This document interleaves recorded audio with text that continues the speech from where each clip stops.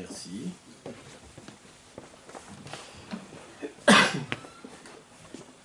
Eh bien, je salue l'Église tout entière et toujours avec beaucoup de joie, je partage votre présence, notre culte, nos problèmes quand il y en a. Alors, je voudrais débuter en vous posant une question. Avez-vous confiance en vous? Réfléchissez. Avez-vous confiance en vous? Ou est-ce une confiance toute relative? Vous réfléchissez, j'en profite pour saluer les internautes, tous ceux qui nous regardent, soit auprès, soit au loin. La fête, l'année approche et c'est le temps de nous poser des questions. Alors, si nous posons des questions aux internautes, nous les posons nous-mêmes. Dans une relation personnelle ou autre, il est toujours important, indispensable, d'avoir confiance. D'abord confiance en nous-mêmes, mais aussi confiance dans les autres, particulièrement ceux que nous côtoyons, ceux qui font le chemin avec nous, ceux qui partagent notre vie. Il est difficile d'imaginer que de pouvoir tisser un lien solide, nous n'ayons pas une relation de confiance.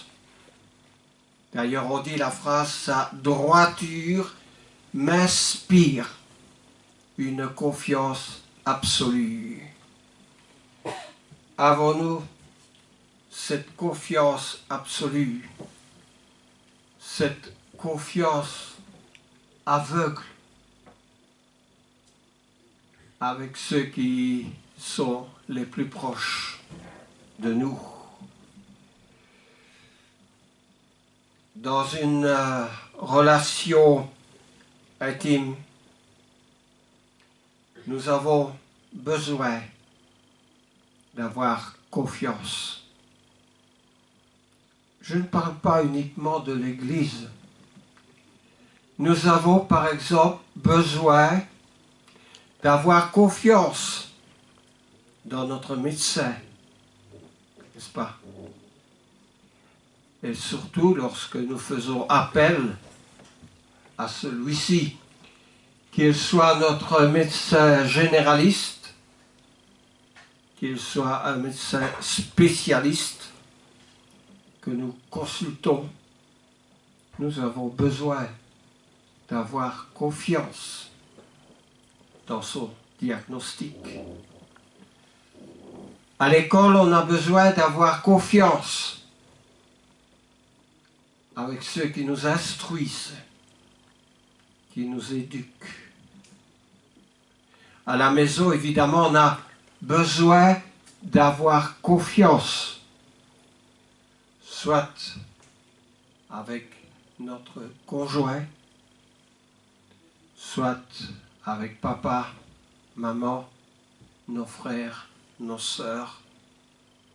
On a besoin de vivre dans une relation de confiance. On a besoin d'avoir confiance dans nos politiciens.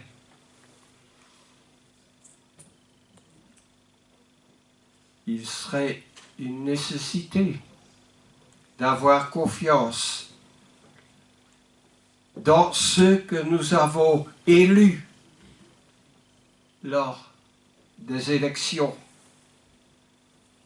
Besoin d'avoir confiance dans leurs discours, des discours médiatisés qui sont parfois un peu, qui poussent à l'exagération.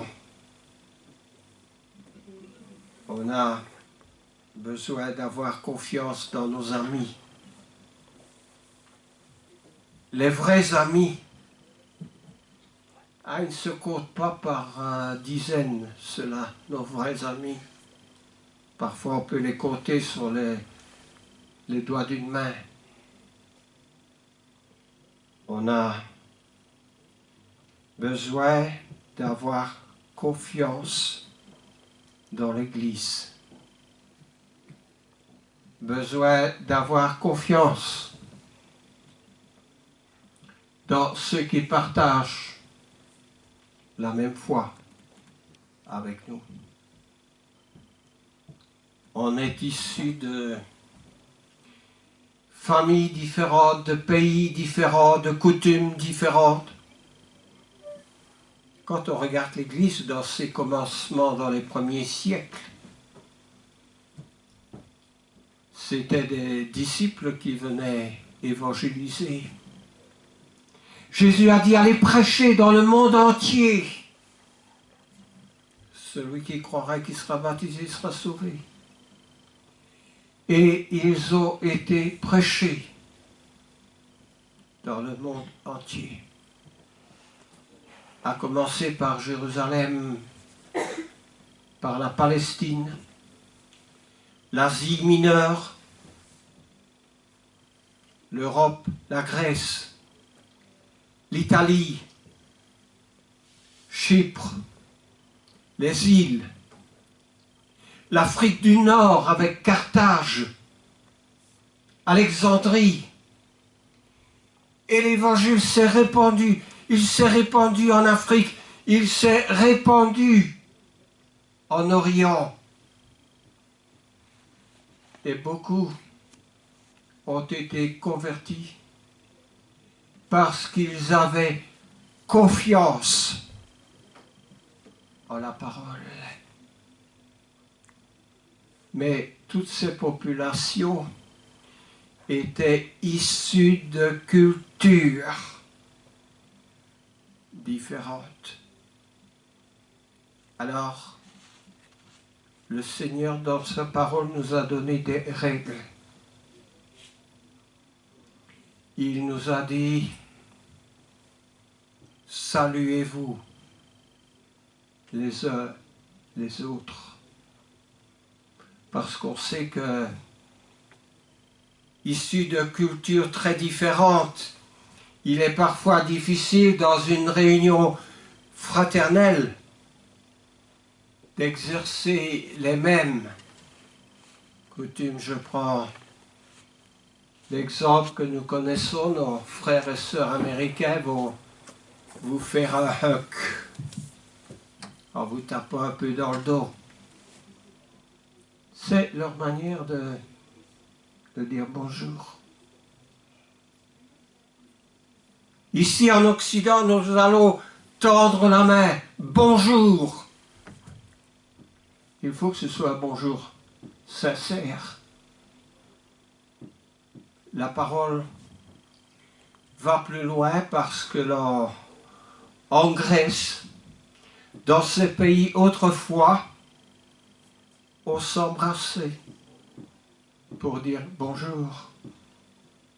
Quand on allait dans les premières communautés, on s'embrassait les uns les autres. Il se peut que on n'était pas sur la même longueur d'onde avec beaucoup. Parfois les différences font que, je ne vais pas dire nous haïssons, mais nous sommes très réservés.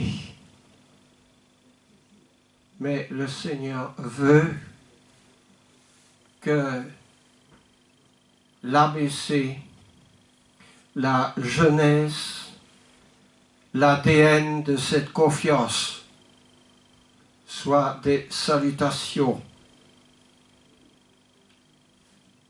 et que nous puissions tendre la main. Parce que si nous avons des réserves envers notre prochain dans l'Église, nous risquons de décourager la personne, nous risquons de tuer la personne. Et il y en a peut-être qui ne sont plus dans l'Église parce que non seulement nous n'avons pas pardonné, nous ne les avons pas acceptés tels qu'ils sont, nous ne les avons pas encouragés à se repentir, mais nous leur avons montré une telle indifférence. Cette même indifférence qu'on pourrait montrer à Marc Dutroux ou à... Vous voyez ce que je veux dire? Et cette personne, dans notre mépris, nous risquons de la tuer. Si encore nous la tuons physiquement, c'est déjà un drame. Mais si nous tuons cette personne spirituellement, nous l'empêchons d'aller au ciel. Et il ne faut pas qu'on en arrive là. Parce que le Seigneur nous dit, si nous ne pardonnons pas, il, avec un grand I majuscule, Dieu ne nous pardonnera pas non plus. Alors qui est sans reproche? Confiance, il faut accorder de la confiance. Il faut accorder de la confiance à notre garagiste aussi. Parce que l'engin dans lequel nous roulons, et peu importe son âge, s'il n'est pas bien entretenu, nous risquons notre vie. Dieu regarde du haut des cieux. C'est une chose certaine. Il a vu des personnages qu'il a mis en évidence, comme Job, comme Abraham. Il a dit à Abraham, qui s'appelait Abraham, regarde vers le ciel. Et il nous arrive, nous, quand nous le pouvons, dans un ciel sans nuages, de regarder vers le ciel. Et Dieu dit à Abraham, compte les étoiles. Question stupide. Qui peut compter les étoiles? Quand nous regardons, nous, vers le ciel, une nuit étoilée, sans nuages, nous voyons peu d'étoiles dans notre monde occidental. Par contre, j'étais une fois dans le Nouveau-Mexique, et là je me suis étonné en levant mes yeux vers le ciel un soir d'une nuit étoilée. Il y avait des myriades d'étoiles. Pourquoi y a-t-il des myriades d'étoiles en Nouveau-Mexique et qu'il n'y en a pas ici? Je ne vais pas vous répondre à cette question. Mais Dieu dit à Abraham, regarde vers le ciel et essaye de compter les étoiles. Essaye, c'est un défi pour produire en nous une réaction. Et évidemment, est-ce que tu peux les compter, Abraham? Eh bien, Dieu dit à Abraham, telle sera ta postérité. Ne sommes-nous pas tous enfants d'Abraham? juifs, musulmans, chrétiens, nous revendiquons tous le droit d'être des enfants d'Abraham. Et il est dit, en réaction à ce que Dieu dit, Abraham eut confiance en l'Éternel. Il eut confiance en l'Éternel. Et en retour, l'Éternel lui imputa à justice. Le mot imputer, ça se trouve dans la Bible, nous comprenons peut-être fort mal son sens, mais en revanche, Dieu a mis en exercice, en pratique sa parole. Et la postérité d'Abraham a été innombrable. Nous en sommes encore aujourd'hui les témoins. En l'an 2018. Bien sûr, Abraham n'eut pas la réponse le lendemain. Il dut attendre. Et même dans son attente, il se fatigua. Parce qu'il n'était pas fait de bois, il était fait de chair. Et qui, dans ce monde, n'a pas cette envie d'avoir un enfant à soi. Dans le cœur, un enfant qui lui appartienne. Alors Abraham, bien sûr, il a brûlé les étapes, il a fait une relation avec sa servante égyptienne. Dieu tardait. Donc il a dit, de toute manière, j'aurai cette postérité. Son corps devenait âgé, usé. Et peut-être il se dit, ben maintenant c'est le moment ou jamais, c'est le dernier moment. Et il a eu un enfant avec la servante égyptienne. Mais ça n'était pas ce que Dieu lui avait promis. Abraham a fait une erreur. Et pour ceux qui connaissent l'histoire, Abraham a payé cher son erreur. Il a payé très cher son erreur. Mais Dieu ne l'a pas tué parce qu'il avait fait une erreur.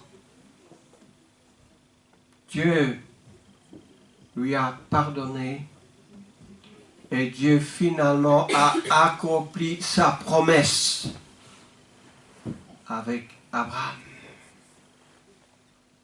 Mais ce n'était pas la fin des épreuves pour lui. Parce que Dieu a dit, c'est bien, je vais te permettre d'avoir un fils, mais j'ai encore une petite épreuve pour toi. On va voir si finalement ton cœur est pur. Quelle était cette ultime épreuve? Je vous laisse réfléchir un instant. Sacrifier son fils. Mais oui. Dieu lui dit, tu vas sacrifier ton fils. Ah! Il a cru que le ciel lui tombait sur la tête. Mais Seigneur, tu sais ce que tu veux? Tu me demandes d'être fidèle, tu dis que tu vas me donner un fils. Finalement, il arrive ce fils et maintenant tu veux que je le tue. Dieu ne tue personne, lui. Alors, il a pris du bois, il est monté sur la montagne avec son serviteur. Et Abraham, qui était fidèle jusqu'au bout, n'est-ce pas, a fait un autel et son fils, le pauvre Isaac, il n'y comprenait rien. Mais Père, où il est le sacrifice, l'animal que tu vas offrir à l'Éternel? Imaginons l'embarras, la confusion du papa de devoir lui répondre: eh bien mon fils, mon cher fils, c'est toi, celui qu'on va sacrifier. Moi, je pense qu'Abraham là se trouvait dans la même position que Dieu s'est trouvé quand Jésus a dû aller à la croix. Père, que cette coupe s'éloigne de moi. Non. Il y a parfois des situations qui sont incontournables et que nous devons, une montagne que nous devons franchir malgré tout. Alors, Abraham a mis son fils sur l'autel. Ce n'était pas un fils révolté, heureusement. Abraham a saisi le poignard, appelez-le le couteau, et au moment de sacrifier son fils,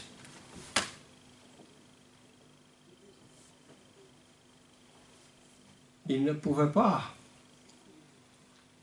rien transpercer, sa main était arrêtée. Dieu est intervenu. Vous avez peur d'aller jusqu'au bout dans ce que Dieu vous demande, peut-être. Mais si nous avons placé notre confiance en Dieu, cette confiance sera imputée à justice. Reprenons ce terme. Dieu, dit la Bible, ne permettra pas que nous soyons tentés au-delà de nos forces. Alors Dieu est intervenu. Vous savez, il y a beaucoup d'exemples dans la Bible qui ont été écrits pour nous, parce que l'apôtre Paul dit que les Écritures anciennes ont été écrites pour nous qui sommes parvenus à la fin des siècles. Prenons un exemple. Daniel, un grand homme de Dieu, c'est Daniel. Alors Daniel avait 3 amis. Un petit défi, comment était le nom de leurs amis, de ses amis? Qui peut m'en citer un?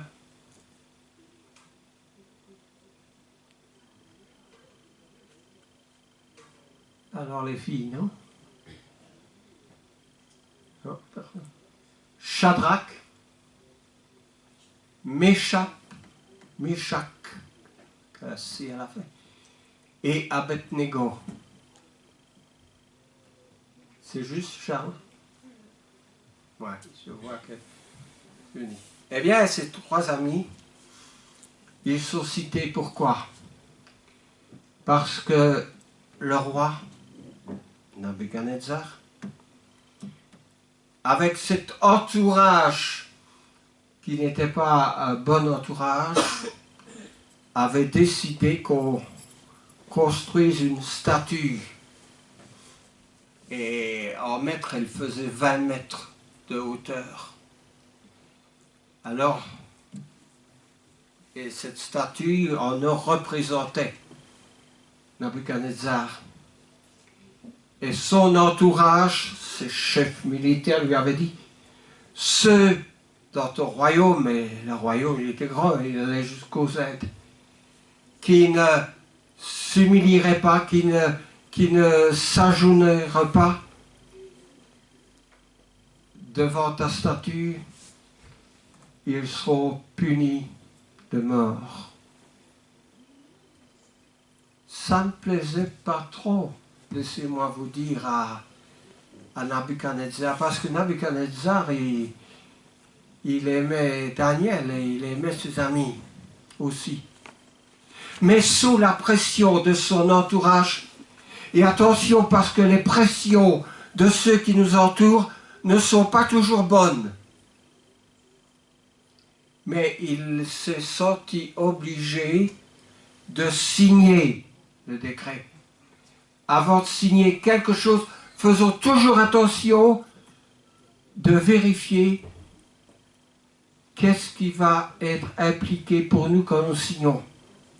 Eh bien, il a signé l'arrêt de mort pour ceux qui n'allaient pas s'humilier devant sa statue. Et il y en a 3 qui ont dit, Shadrach, Meshach et Abednego, non, au roi, nous n'allons pas nous agenouiller devant ta statue. Et avec tristesse, le roi a été obligé d'appliquer une sentence. Qui se souvient de la sentence?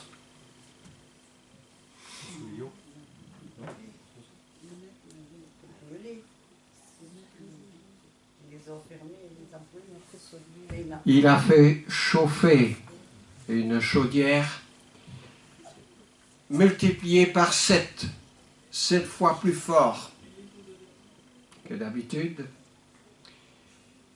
Les soldats ont pris ces 3 personnages pour les placer dans le feu. Et la Bible nous dit qu'à l'approche de la chaleur de la chaudière qui était si intense, les soldats ont été brûlés eux-mêmes. Et puis ces 3 personnages ont été placés dans la chaudière. Il est dit aussi que le roi n'a pas bien dormi cette nuit-là. Il était tracassé. En fait, il avait le même dilemme que Pilate.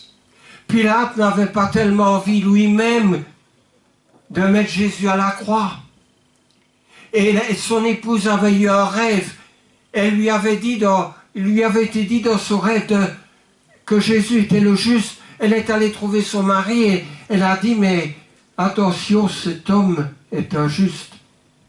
Mais il y avait le poids de ceux du dehors qui disaient, mais si tu ne fais pas cela, tu n'es pas un ami de César, tu ne vas plus gouverner. Le chantage. Le lendemain, le roi est allé voir, Nabuchodonosor est allé voir à la chaudière. Il a appelé les 3 hommes, et les 3 hommes étaient bien en vie.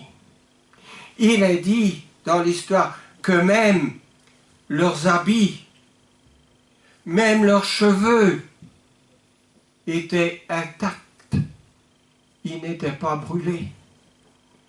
Alors, il les a fait sortir heureux de la chaudière. Qu'est-ce qui a rendu intacts ces 3 hommes?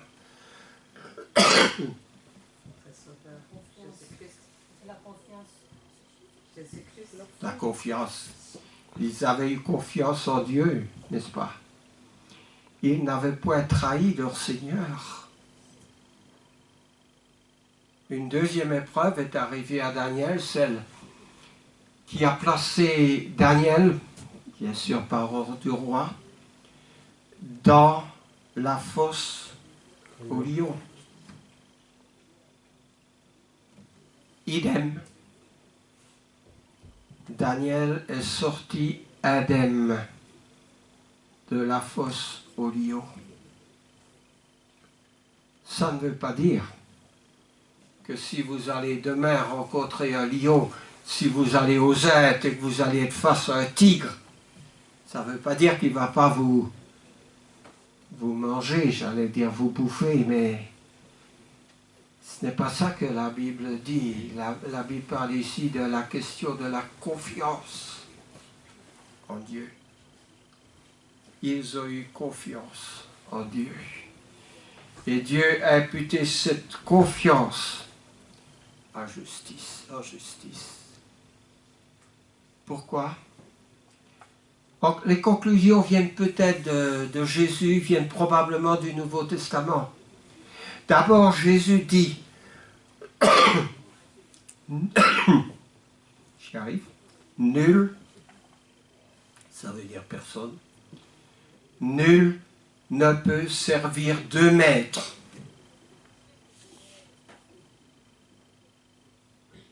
N'est-ce pas? Où il aimera l'un et haïra l'autre. C'est un choix. Et ce choix va être établi par la confiance. Nul ne peut servir de maître. Il va être dit aussi dans le livre des Proverbes, chapitre 14, verset 12, telle voie, tel chemin, paraît droite à un homme, mais son issue, c'est-à-dire la fin, son issue, c'est la mort. Alors, il y a beaucoup de passages qui sont assez clairs. Paul dira aux Philippiens, chapitre 3, verset 3, « Nous ne mettons point notre confiance dans la chair. Nous sommes faits de chair. Nous ne mettons point notre confiance spirituelle dans les hommes. » Si vous regardez l'histoire religieuse, elle a eu un beau départ et une mauvaise arrivée. Je ne parle pas de l'Église du Christ ici, je parle de l'Église qui a été établie, dans laquelle il y a eu des martyrs, mais à partir du moment où le plan de la parole du Seigneur n'a pas été respecté, à la place dans la hiérarchie que ce soit Christ et les anciens dans l'Église, ça a été les empereurs qui ont à leur guise convoqué des conciles, des réunions d'hommes. À partir de ce moment-là, l'Église est tombée dans la luxure et plus rien n'a été pareil. Sinon une évolution vers tout ce qui peut être différent des Saintes Écritures. Ne mettons point notre confiance dans la chair. En Jérémie, chapitre 17, verset 5, Jérémie dit « Maudit soit l'homme qui se confie dans l'homme. » Jérémie 17, 5. Alors, Épître aux Hébreux au chapitre 3, les versets 5 et 6 disent aussi « Retenons jusqu'à la fin la ferme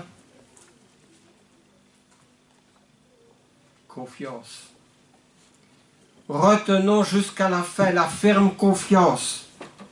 Alors moi je vais lire ces deux versets scripturairement en hébreu. Alors je vais trouver Hébreu qui est avant Jacques. Hébreu chapitre 3 versets 5 et 6. Voici.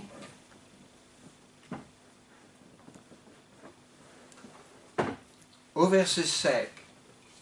Pour Moïse, il a été fidèle. Il a été fidèle dans toute la maison de Dieu, comme serviteur, pour rendre témoignage à ce qui serait annoncé. Mais Christ l'est fidèle comme un fils sur sa maison. Nous sommes sa maison. Si nous retenons fermement jusqu'à la fin l'assurance et l'espérance dont nous nous glorifions. Et dans d'autres versions, c'est si nous retenons jusqu'à la fin la ferme confiance, parce que le mot dans le grec dans lequel c'est traduit dit le mot confiance. La ferme confiance jusqu'à la fin. Alors, je m'arrête là, parce que pour le sermon qui porte le titre sur YouTube, du sermon, c'est la confiance. Alors vous qui êtes au loin, je vous prie de partager la confiance, cette même confiance dans les Saintes Écritures. Amen.